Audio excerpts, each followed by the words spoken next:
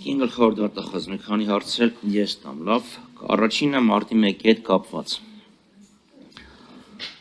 Միեդի որոշման մեջ մի քանի անգամ հիշատակվել է, որ Հայաստանի իշխանությունները որոշ փաստաթղթեր չեն ներկայացրել կամ հարցումներին չեն արձագանքել։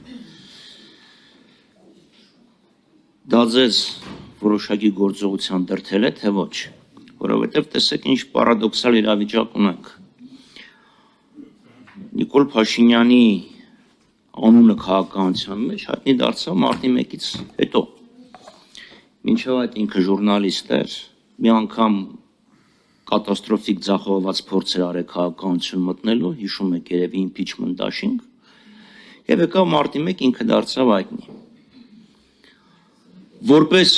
ես եմ հարց ձևակերպում, որպես քաղաքական գործիչ ինքը իհարկե շահագրգռված էր, որ մարտի 1-ով Հայաստանի դեմ որոշում կայացվեր։ Որպես Հայաստանի Հանրապետության վարչապետ ինքը պարտավոր էր քայլեր ձեռնարկել պաշտպանելու Հայաստանի Հանրապետության շահերը։ Եվ այս համատեքստում մենք ունենք որոշում միեդի, որ փաստաթղթեր չեն ներկայացվել։ Համագործակցությունը դատարանի հետ եղել է ոչ ամբողջական, եւ դրանով Հայաստանի Հանրապետությունը փաստորեն չի օգտագործել լիարժեքորեն պաշտպանելու իր իրավունքը եւ պարտավորությունը։ Արդյոք դուք այստեղ պաշտոնական դիրքի չարաշահման տարեր չեք տեսնում։ Դա առաջի հարցը։ Երկրորդ հարցը էլի կախված նրանից բացահայտված է մարտի 1-ի գործը, թե չէ։ 18 թվականի օգոստոսի 17-ին, կարծեմ 17-ին, կառավարության 100 օրվա կապակցությամբ Հանրապետության հրապարակում տեղի ունեցած հանրահավաքի ժամանակ Նիկոլ Փաշինյանն հայտարարել է մարտի 1-ի գործը ըստ էության ամբողջովին դատապարտված է, բացահայտված է։ 22 թե 23 թվականին հայտարարել է, որ գոնե կատարողների մակարդակով է բացահայտված։ Այսինքն արվել են պնդումներ, որոնք ըստ էության իրականության հետ չեն համապատասխանում։ Կրկին, ստեղ դուք որևէ առաքելություն չունեք։ Հանրությանը մոլորության մեջ է դրվել։ Գոնե 18 թվականի օգոստոսի 17-ի դրությամբ բացահայտված ոչ մի բան չկար։ Եվ երրորդ հարցը։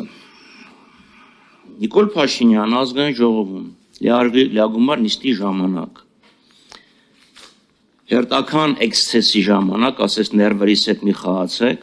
տարապես տենց մի բան, կփակեմ ածը պատվալներում կամ նկուղներում, չեմ հիշում, տենց մի բան։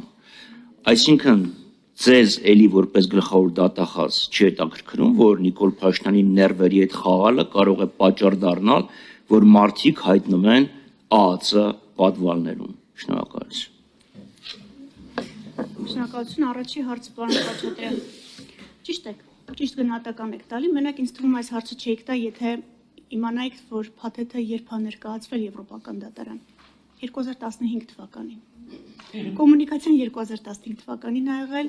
եւ այս բոլոր ձեր կողմից բարձրացած խնդիրները, այո, ճիշտ եք։ Մենք դրանով առանձին դրվագում ենք մարտի 1-ով այն բոլոր պաշտոնատար անձանց, այդ թվում կեղծիքների հետ կապված, որոնք փորձել են խեղաթյուրել գործի քննությունը եւ դրա մասին, եթե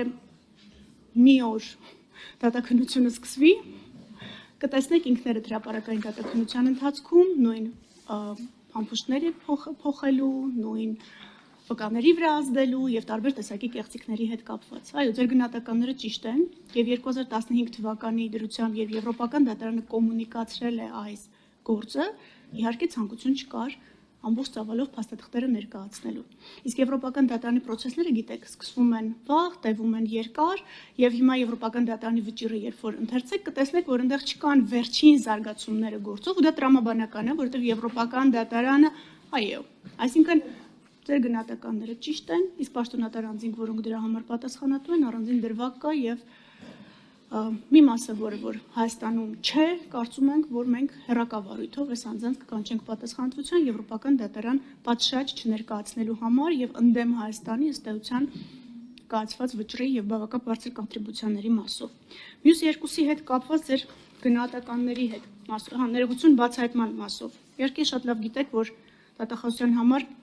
բացահայտում հասկացությունը կապվում է մեղադրական վերդիկտի հետ։ Ես որպես գլխավոր դատախազ մարտի 1-ի հետ կապված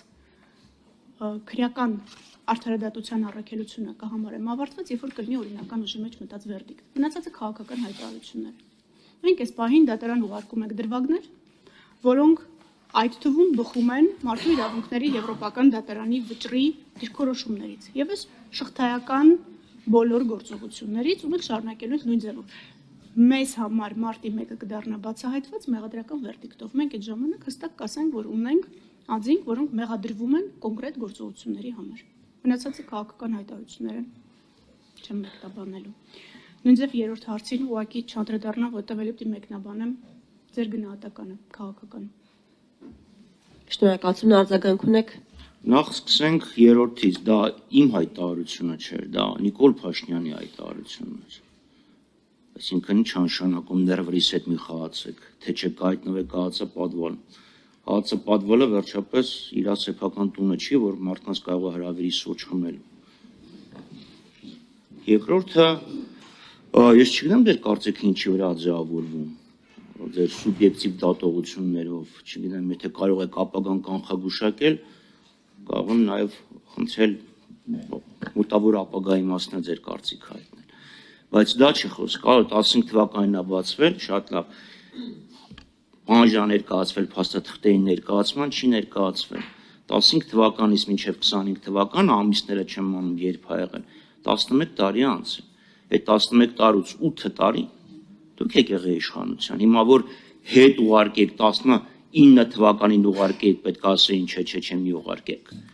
Կոմունիկացվել է մի էդի հետ, որ գիտեք 17 թվականին, որ sense մի հատ հարցում եք ուղարկել, չի պատասխանվել, 19 թվականին ձեզ ուղարկում ենք։ Կա այս դեպքեր, թե չէ։ Եվ երկրորդ հարցի համար իրոք շնորհակալություն պատասխանի համար, այսինքն Նիկոլ Փաշինյանն այլ է պնդումներ, որոնք որևէ աղերս իրականության հետ չունեն, որովհետև անձամավորում է մեղադրյալ, երբ կա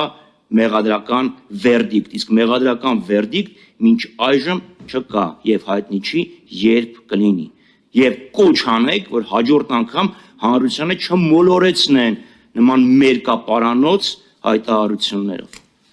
Արձագանք։ Շնորհակալություն։ Եվրոպական դատարանի ընթացակարգերին ես կխնդրեմ, որ ձեր ծանոթ իրավաբաններին խնդրեք ձեզ ներկայացնեն ընթացակարգերը։ Եվրոպական դատարանը կամայականության սկզբունքով չի ընդունում փաստաթղթեր քննության։ Կա կոմունիկացիա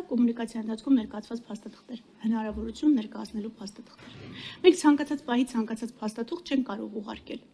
Նույնը վերաբերում է վճիռների կատարմանը։ Ֆարմանյանի գործով վճռի կատարման մասով Տիկին Քլոյանը հարց ուղղեց, բայց այս պահին դեռևս կատարման հետ կապված մենք հարցադրում չենք ստացել։ Ակնկալում ենք, որ ստանալու ենք, եւ բնականաբար մեր բոլոր գործողությունները կառուցում ենք այդ տրամաբանության մեջ, բայց մենք չենք կարող ցանկացած պահի, մեզ հարմար պահի ուղարկել այդ փաստաթղթերը Եվրոպական դատարան։ Եթե հնարավորություն լիներ, վստահեցնում եմ ձեզ կուղարկվեր ու հավանաբար նաև կկանխվեր շատ սուր ձևակերպումներ, որոնք կան վճռի մեջ։